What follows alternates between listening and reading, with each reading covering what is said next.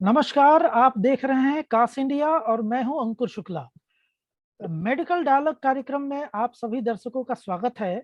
आज हम बात करेंगे अल्सरेटिव कोलाइटिस और क्रोन्स के बारे में। हमारे साथ इस वक्त जो विशेषज्ञ के रूप में जुड़े हैं वो डॉक्टर शरद मल्होत्रा हैं, आकाश हेल्थ केयर से। डॉक्टर साहब, आपका कार्यक्रम में बहुत स्वागत है। नमस्कार जी, तो जैसा कि आप जानते हैं कि एंकीलोजिंग स्पॉन्डिलाइटिस के साथ क्रॉन्स और अल्सरेटिव कोलाइटिस काफी मरीजों में पाया जाता है। यह बीमारी एंकाइलोजिंग एंकालाइजिंग स्पॉन्डिलाइटिस के साथ क्यों एसोसिएटेड है, इसके बारे में भी हम बात करेंगे। तो सबसे पहले डॉक्टर साहब, मैं जानना चाहता हूं कि ये जो एंकाइलोजिंग स्पॉन्डिलाइटिस है, इसके साथ अल्सरेटिव कोलाइटिस और क्रोन्स का एसोसिएशन क्यों होता है? अक्सर हाँ, यह देखा जाता है मरीज इससे पीड़ित होते हैं। देखिए सर, बड़ी सीधी सी बात ये है कि हम जो दोनों बीमारियों की बात कर रहे हैं ये ऑटोइम्यून इलनेसेस हैं। ऑटोइम्यून इलनेस का बेसिक प्रिंसिपल शरीर के अंदर ये होता है कि आपके शरीर ने अपने ही शरीर को नुकसान पहुंचा दिया है। और ये इस वजह से होता है कि हमारी शरीर की इम्यूनिटी हमारे शरीर के किसी एक स्ट्रक्चर को गलत रीड करती है, उसको एबनॉर्मल समझती है और उसको डिस्ट्रॉय करने की कोशिश करती है। जिस तरह एंकोलाइजिंग स्पॉन्डिलाइटिस का एक बड़ा स्ट्रॉन्ग एसोसिएशन होता है हमारे HLA-B27 के साथ में, उसी तरह HLA की कुछ एसोसिएशंस जो होती हैं अल्सरेटिव कोलाइटिस और क्रॉन्स डिजीज के साथ भी होती है। उनका हमारे शरीर में जो जेनेटिक मेकअप है, जो बनाव है हमारे शरीर के अंदर का, जो हमें अपने पुरखों से मिला है, अपने पेरेंट्स से मिला है, उस बनाव के अंदर जब किसी छोटी छोटी प्रॉब्लम्स आनी शुरू हो जाते हैं, उस समय पे अल्सरेटिव कोलाइटिस और क्रॉन्स डिजीज की कंडीशन डेवलप करती है। हमारे देश में और जो हमारा फार ईस्ट एशिया है, जिस प्रकार से हमारी एशियन कंट्रीज हैं, चाइना, इस साइड पे अल्सरेटिव कोलाइटिस की समस्या रिलेटिवली ज्यादा होती है।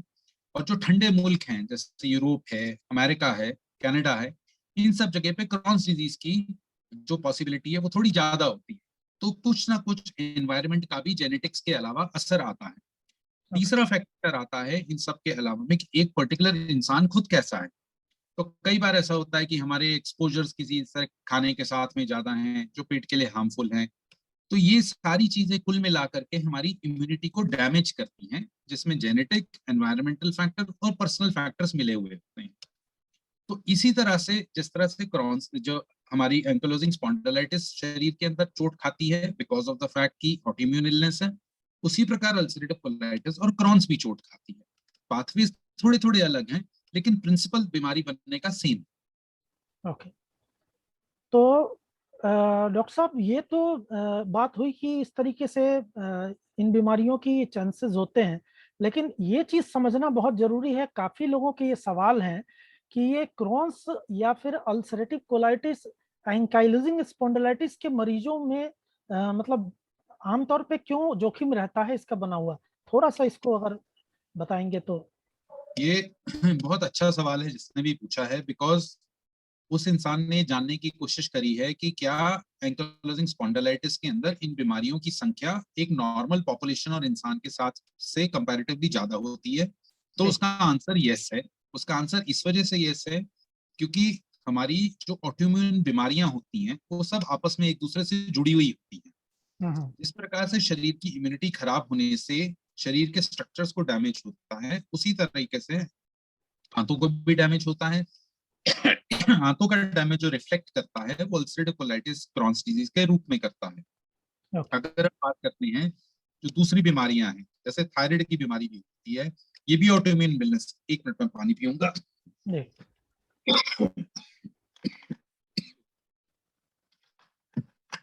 तो ये ऑटोइम्यून इलनेसेस की जो बीमारियां होती हैं, ये सारी की सारी आपस में एक दूसरे से रिलेटेड होती हैं।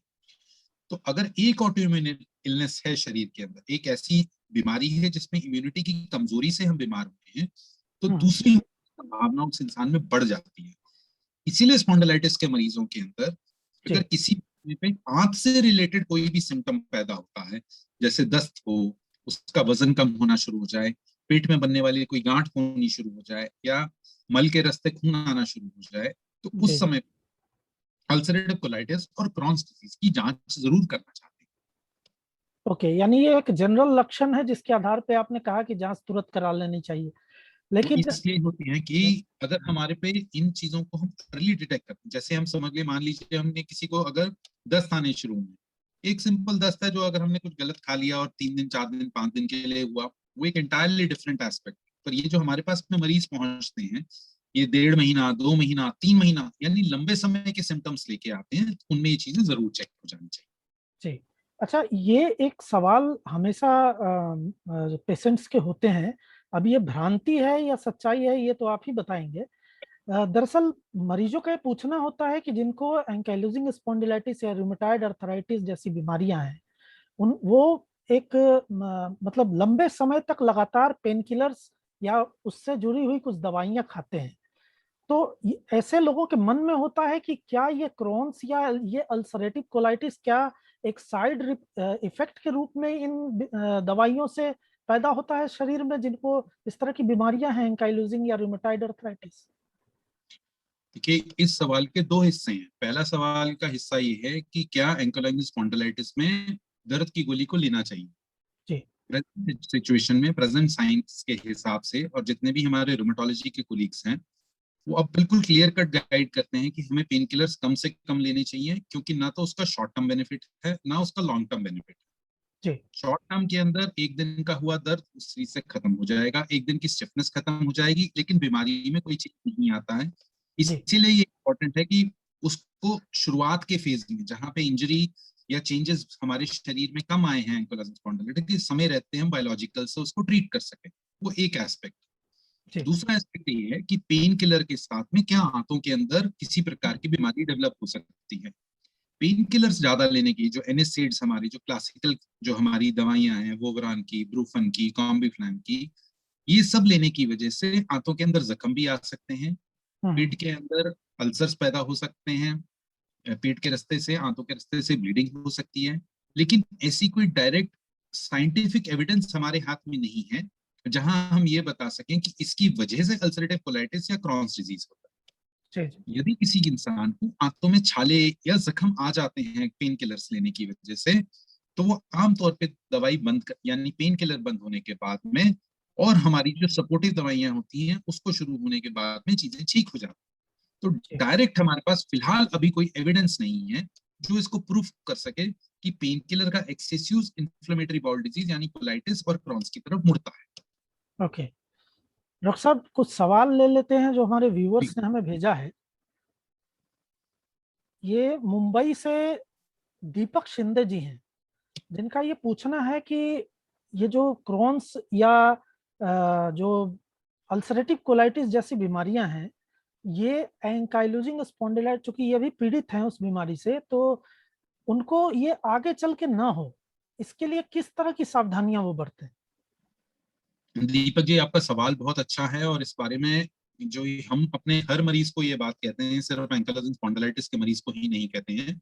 जी, जितने भी हमारी कोलाइटिस और क्रॉन्स डिजीज जैसी बीमारियां हैं, ये सारी की सारी बीमारी आपके शरीर के तीनों फैक्टर्स पे डिपेंड करती हैं कि आपका जेनेटिक मेकअप क्या है, आपका एनवायरमेंटल एक्सपोजर क्या है, और तीसरा आपका पर्सनल किस तरह का एक्सपोजर है।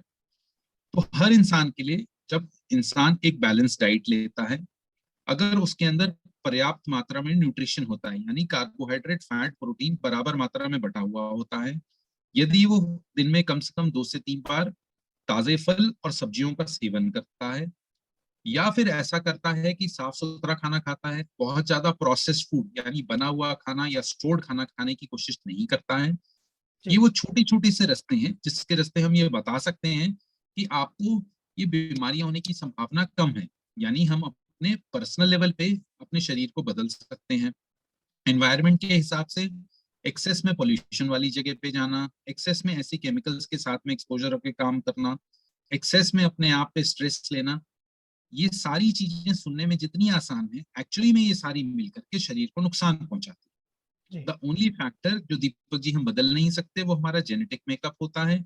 वो हमारे पूर्वजों से, हमारे पेरेंट्स से हमें बहुत सारी चीजें अच्छी मिली होती हैं उस जेनेटिक मेकअप में, कभी कभी कोई कमजोरी भी मिली होती है, तो शायद हम लोगों को ये स्पॉन्डिलाइटिस जैसी बीमारी डेवलप। तो अच्छा हेल्दी लाइफस्टाइल जो होता है इन डिजीजेस को डेवलप नहीं होने देता, और यदि किसी में जेनेटिक मेकअप की वजह से ये डेवलप होना लिखा है तो उसको जितना डिले कर सकता है वो डिले करने की कोशिश करनी चाहिए। ओके, यानी उसके प्रोग्रेशन को रोकने की कोशिश करनी चाहिए। जी जी। अच्छा, अगला सवाल हमारा है, बिहार से हैं मनोज पाठक। उन्होंने पूछा है कि जो क्रोन्स डिजीज है या फिर ये अल्सरेटिव कोलाइटिस है, दोनों में अंतर हम कैसे करेंगे कि हमें इन दोनों में से कोई एक हुआ, यानी लक्षण के आधार पे दोनों को हम अलग कैसे कर सकते हैं? देखिए, अल्सरेटिव कोलाइटिस और क्रॉन्स डिजीज का भारत देश के अंदर, जैसे मैंने पहले भी कहा जी कि हम क्रॉन्स डिजीज का उतना एक्सपोजर नहीं है जितना कि ठंडे देशों में रहने वाले लोगों को है, क्योंकि हमारा देश एक ट्रॉपिकल कंट्री के रूप में जाना जाता है जहां पे गर्मी ज्यादा होती है। तो हमारे लिए ये बड़ा इंपॉर्टेंट है जानना कि हम जब भी हमारे पास में मरीज दस्त, वेट लॉस, स्टूल में आते हैं ब्लड, इन सब के साथ आते हैं, तो हमारा फोकस हमेशा अपने देश में सबसे पहले ट्यूबरकुलोसिस यानी टीबी की बीमारी, और नंबर 2 पे कोलाइटिस यानी अल्सरेटिव कोलाइटिस की बीमारी भी होता है। जी दोनों की आमतौर पे प्रेजेंटेशन ऑलमोस्ट सिमिलर होते हैं। क्रॉन्स डिजीज का जो पैटर्न है डेवलप करने का, यानी जो मेथड है जिससे वो एक्सप्रेस करती है या बाहर निकल करके इंसान के अंदर आती है, उसका कोलाइटिस के अंदर छोटा मोटा फर्क आता है। जिस प्रकार से क्रॉन्स डिजीज में बुखार ज्यादा आता है, पेट के अंदर गांठें ज्यादा पड़ती हैं, ब्लीडिंग कोलाइटिस, अल्सरेटिव कोलाइटिस के मरीज में ज्यादा होती है। अल्सरेटिव कोलाइटिस बड़ी आंत की बीमारी है तो सिर्फ बड़ी आंत से रिलेटेड सिम्टम्स ही पैदा करती है, पर क्रॉन्स डिजीज सर से पैर तक किसी भी ऑर्गन को इन्वॉल्व कर सकती है। खाने की नली के अंदर, मुंह के छाले से लेकर के लेटरिन के रास्ते में बनती हुए फिस्टुला तक, ये सारी चीजें उसके अंदर आ सकती है। और अब जिस जगह पे हमारे को थोड़ा सा भी डायग्नोसिस में परेशानी आ रही होती है, उस जगह पे जो हमारी सबसे चीज बड़ी मदद करता है वो हमारी बायोप्सीज होती हैं। जो भी हम किसी भी एंडोस्कोपी के रास्ते लेते हैं, वो बायोप्सी जब माइक्रोस्कोप में रखी जाती है तो जैसे कहते हैं कि दूध का दूध और पानी का पानी हो जाता है, तो सबसे बड़ा डिफरेंशिएशन जो होता है वो उसके